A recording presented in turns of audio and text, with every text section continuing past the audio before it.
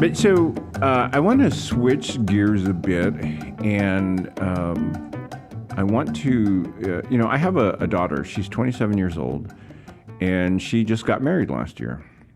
And she and her husband both work. He's going to school, but they both work in the grocery industry, and they're part of unions. Both of them are union employees. So, my daughter's happy with the benefits that she gets. But so I was wondering, for them, if for a young couple, 27, working a job out there, either union or non-union, what instruments are available to them? What's available to them in terms of savings or IRAs? Is it Roth IRA? Is it a regular IRA? Talk about that. What should my daughter and her new husband be thinking about today? Okay, so the first thing you need to know is that when you're in the workforce, you're either in the public sector or in the corporate environment. When you're in the public sector, people say in the public sector, people we're benefiting from pensions, right? And what is a pension? It's guaranteed lifetime income, and it's a percentage of your, it's formulated to give you a percentage of your income for the rest of your life. Mm-hmm. And there's also supplemental. Well, in the corporate world, there is no pension, but there's Social Security. And when it comes to Social Security, people always think it's always the negative. Mm-hmm. There's always negative thoughts when it comes to Social Security, but it's there. Will it ever? Most people say that it's going to be completely gone at one point. There's a possibility. My personal opinion is that it won't, but maybe the payout wouldn't be as high. Mm-hmm. But that goes across the board with any time you're relying on someone else to provide you with income, unless you're doing your own due diligence to make sure that you're safeguarding, you're protecting your personal income, you're at the mercy of everyone else if you're relying on programs. Mm-hmm. So when it comes to the corporate, like in the case for your daughter, is that, first of all, you have to understand or see what's available through your employer. Usually in the corporate world is your 401k. Mm-hmm. And so what's the benefit of a 401k is that there's a matching contribution. And on an average, usually the matching contribution could be dollar per dollar up to 3 to 4%, right, or 50 cents for every dollar up to 6%. So if that is available, I always tell people, take advantage of it. That's free money. You'll be a fool not to. Mm-hmm. Now, the disadvantage, because always say like, well, it's in the market, there's some fees, but that's, part of the nature of the beast. Mm-hmm. You're going through that roller coaster. However, there's also additional vehicles outside your work environment that are available to you, whether it be a traditional IRA, whether it be a Roth IRA, or other hybrid programs, or even life insurance with index crediting that are available to the consumers. So when individuals are trying to identify what instrument is going to be the best for them, they have to consider a couple of things. One is taxes. Do you need taxes to work for you now? Or do you want taxes to work for you later? Mm-hmm. Meaning that there's pre-tax and after-tax. So a pre-tax, like a 401k, gives you the ability to put stockpile money away in a larger amount, and that gross deduction happens before they hit you with all the taxable income. So your take-home won't be impacted by the sum that you're putting into your 401k. So you get that tax break. Money grows, and you don't pay taxation to your later to retirement. Mm-hmm. The concept or the idea of paying taxes at a later is that you will be at a lower tax bracket, but it's all based on income. The problem could possibly come in the future because no one could sit here and promise you what taxation is going to be in the next 40 years when someone is getting ready to retire. We know what they are today, but no one said, so they could either be the same, they could be more, or they could be less. So that's a little bit of the gamble. But again, if you need the tax break now, that's important. Mm-hmm. And anything after tax, like a Roth IRA or any of the Roth features, the concept is like you've already paid your taxes today. You know, if you're putting away X amount of dollars, you're putting it from your net, but your money grows and you never have to worry about paying taxes ever again, right? Mm-hmm. So really, when it comes to instruments, it's really also factoring how much you want to put away, because some have limitations on the amount, where like a traditional IRA caps you out at $6,000, but if you use a 401k, you could put up to $24,000, pre-tax. So it gives you the ability to save more money as well. Mm-hmm. So is that what my daughter at 27, just starting out her married life, what should they be thinking about? So they should be accessing whatever is available from their employers, but is there anything outside of there that they should consider, or should they just stick with that? No, definitely. To me, when it comes to the employer benefits, again, free money is free money. So a 401k, it's a great tool to utilize, and if you utilize it appropriately, where I tell people, if you're concerned about the market risk, at least contribute the matching contribution. So that's why you're getting 100% kind of rate of return on your money if you want to look at it that way. Everything else, let's figure out what the alternatives is. Is it a Roth? Because now you're thinking about after taxes. When more people are thinking like, I'm okay on taxes. I have deductions, or I have kids, I have write-offs, and I'm not finding myself that I'm paying tax. So I don't need that tax break now. I'd rather pay taxes now and let my money grow and not ever have to worry about it. And that's the Roth feature. Also, there's life insurance products that gives you the ability to have the best of both worlds. And for someone like your daughter that's just getting started, it's like, okay, I have an insurable need. I'm looking at family expansion. I'm looking to, eventually buy a home. So I'm gonna have that responsibility. And so if I'm able to get the best of both worlds with one contribution, that's also very beneficial. But because of its life insurance, obviously you have to qualify, and there's other enhanced benefits. So ultimately, when they're thinking of how I'm going to put my money away, it's not just about saving and not just about a rate of return. It's truly about what vehicle, what instrument is going to give me the most benefits for my dollar. So I want to stick with that. What are the vehicles that are available then to folks? Say, for a young couple like my daughter and her husband just starting out, what's available to them? And then I just want to move up the age range, and you talk about instruments that are available. So for the couple like them, what's available to them, those kind of instruments you're talking about? Okay, so let's talk about two things.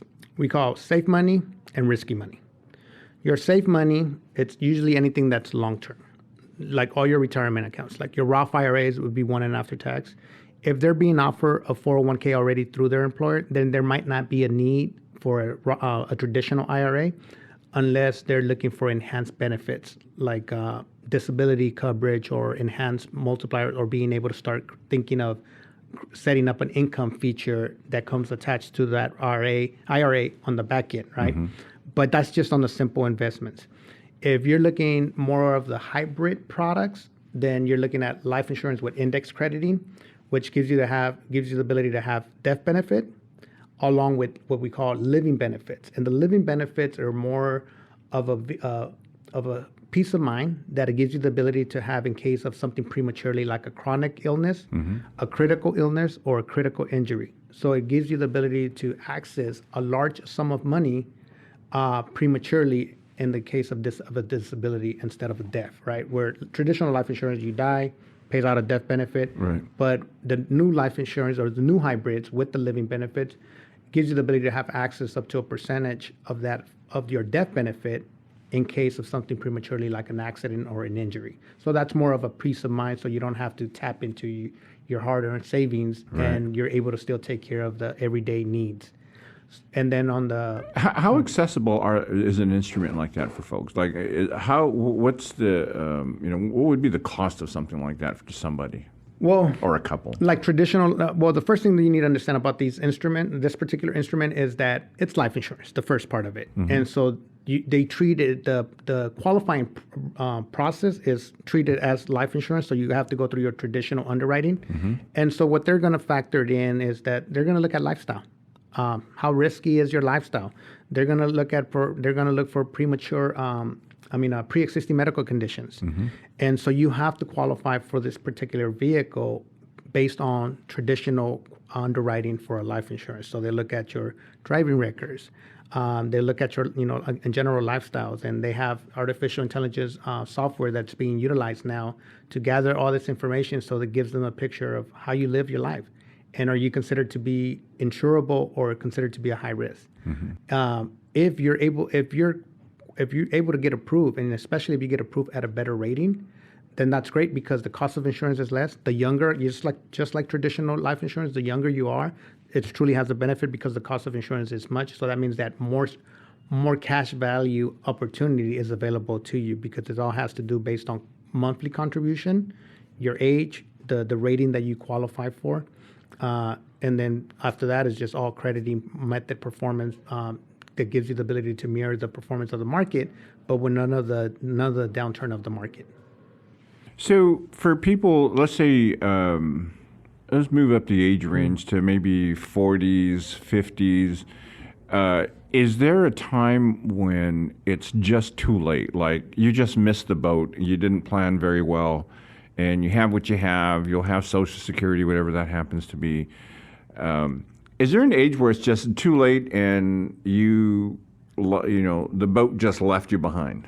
If you're thinking about retirement, if you get to the point in time, the date of retirement to start thinking, then it's too late. But there's different classes of individuals. There's working young individuals that are getting started, but there's also a lot of considered to be high net worth working professionals. Mm-hmm. That reality is that they don't start saving till they're in their 40s. So I'll give you an example. Doctors, lawyers. Why? Because their first part of their careers are spent paying back student loans. Right. And so they're not thinking of retirement. But once they take care of that debt, then they start thinking. And so the only difference for those individuals and why there gives them the ability to be in a well position at retirement is because they understand that they got to play catch up. We have 25 years between retirement, so that means that the funding has to be correct.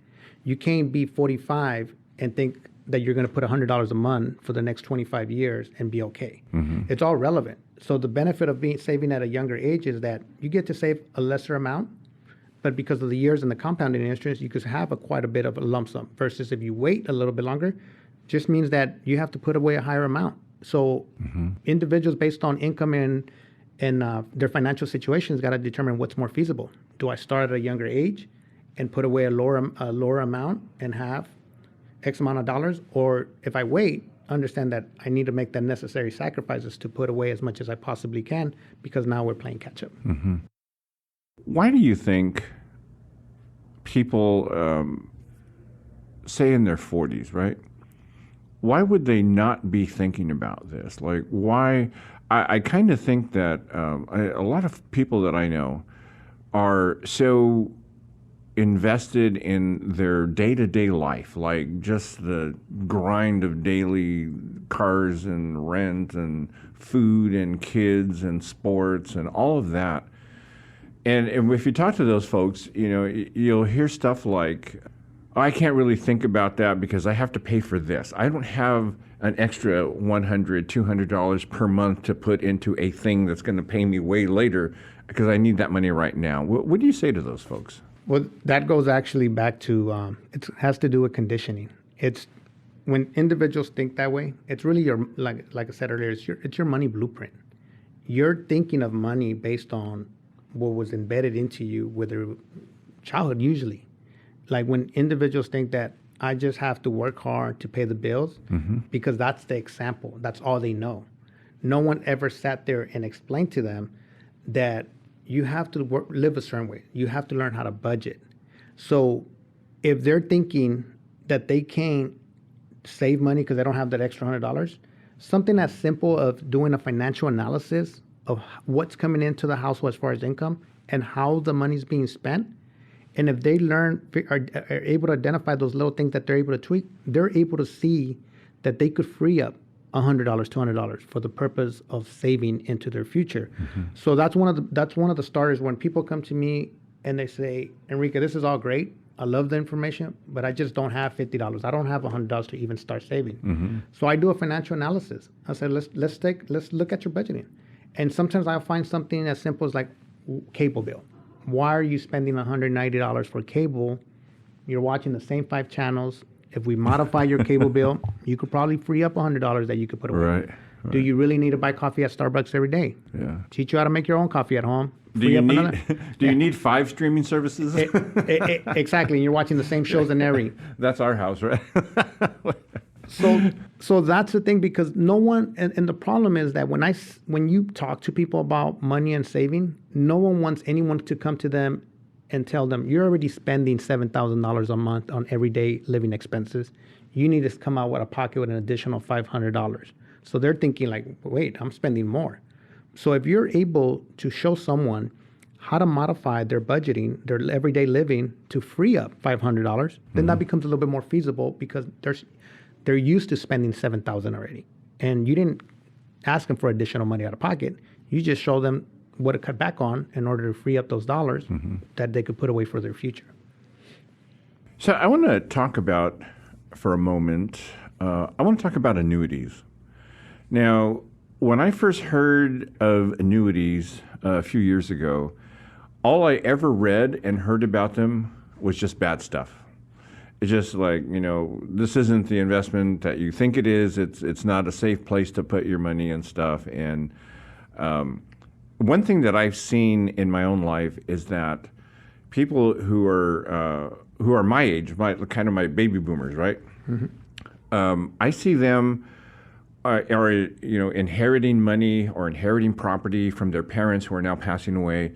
And so they're ending up with these lump sums of money, right? And now they're thinking, well, what should I do with this? I should just put it in the bank, or sometimes for the very first time in their lives, they're saying, well, hey, what could I do with this? Well, maybe there's something I could, should I put it into the stock market, or should I, what should I do?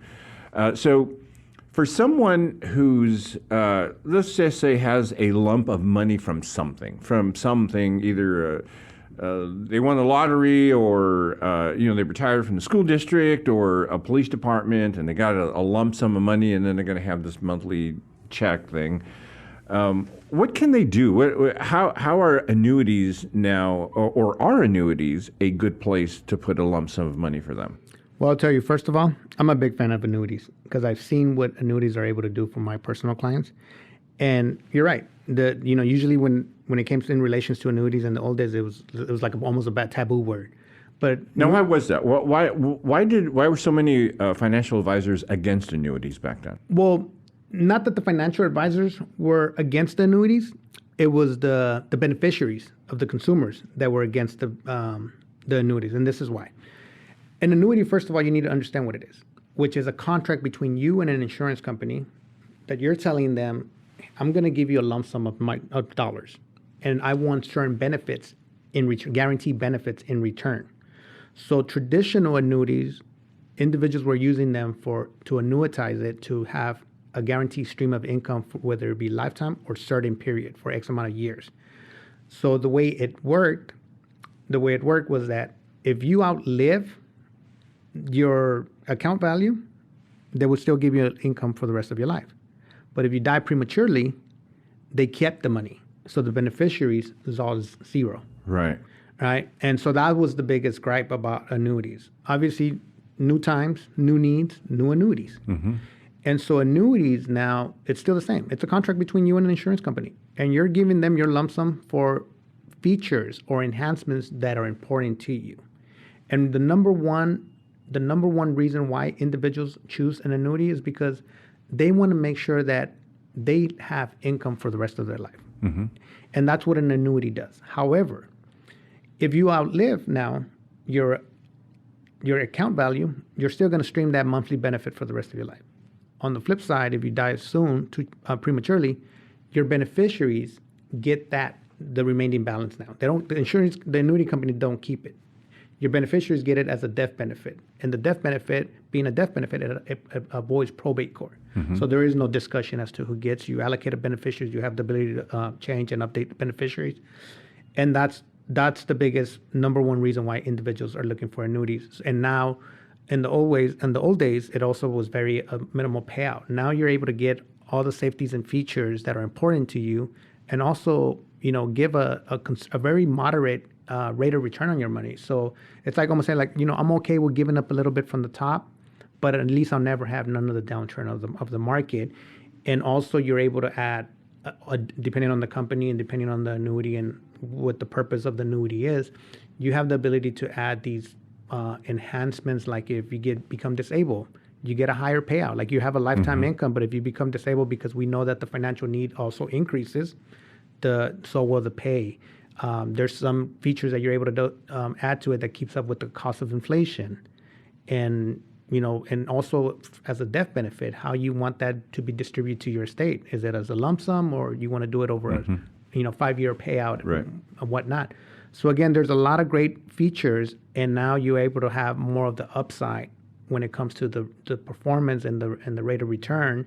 And so it becomes more of a win-win. So annuities today are a phenomenal, in my opinion, a vehicle, an instrument that people could utilize to safeguard their money. In doing the research prior to my first meetings with you, I found the fixed index annuity. And I thought, wow, I really like what this is about. And then once you explained it to me, I was sold on that. But talk about that for a moment. Talk about the difference between the fixed index annuity, fixed rate index annuity, and the others that are available. Okay, so you have your fixed annuity, you have your fixed index, and you have a variable annuity. So the first one is your fixed. And usually when it comes to a fix, it's what it is. It's a fixed interest rate. Usually it could be an average of 3%. So it doesn't matter what the market does, you get a guaranteed 3%. When you're going with an index product, an index gives you the ability to select different crediting indexes like the S&P 500, the NASDAQ. Obviously, it's not in the market. It's just mirroring the performance of the market. And you have the ability to have a higher interest rate based on caps or based on participation rate. However, there is the floor guarantee could be between 0 and 1. So in other words, if the market does 1%, you get 1%. If the market goes negative, then you get 0%. And then if the market goes up, obviously you have the ability for a higher upside. So that's kind of like the decision that individuals make. Do I keep it at a steady 3%? Because people are thinking, well, that's keeping up with the cost of inflation. That's keeping up, it's better than what they're giving me at the bank. Or do I take the risk of going index and not have that guarantee of that 3% and knowing that 0 is your hero, but also have the potential of a higher upside based on the performance of the market? Right. The variable annuity. So the word variable, that security product, that means that it's in the market. And so you have the different indices that are variable in the market. So it doesn't have the guarantees. With the annuity, the only thing that's guaranteed is what we call riders, features that you're paying for in the annuity. But the indice on a variable annuity, it's just like being in a variable mutual fund or an individual stock where if the market takes a hit, you take a hit with it. But the sky's the limit. If the market does well, then obviously you're not giving anything from the top for the most part in a more simple ways of explaining it. And so it comes, but as far as like the features, the riders, all the annuities across the board have those guarantees.